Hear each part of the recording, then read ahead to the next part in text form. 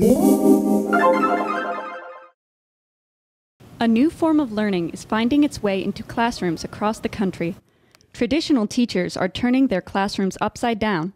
It's called the flipped classroom. Rather than receiving instruction in class through a lecture, students get it online, often from home.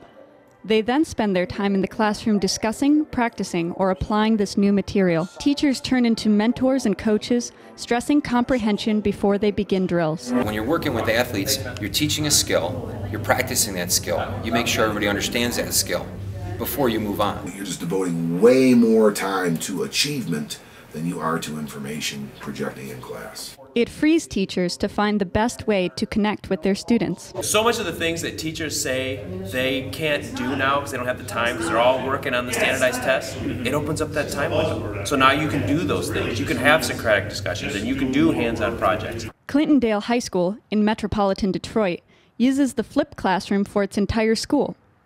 It's likely the first school in Michigan to flip all of its classrooms. Teachers say parental participation is at an all-time high. Administrators say the model keeps students from falling through the cracks. By reversing it now, we're able to support their learning fully. While this seems like a brand new innovation, schools have actually been using a similar model for elective courses for decades. It uses the strength of other students to reinforce concepts. You can't expect a kid to go home and speak Spanish because there's no one, there's no one at home that can speak it or whatever. He's got to do it in class. He's got to do the work there. Or you can't expect a kid in woodshop to go home and build a lamp because they don't have the tools or whatever. So it's not like this is the idea is completely foreign to the education process. Clintondale High School says the results speak for themselves. We've reduced our classroom failures by 30 to 40%. The kids who didn't really get it and weren't going to do the work anyways, now they're actually attempting it and trying it. I'm getting through more material than I ever have before.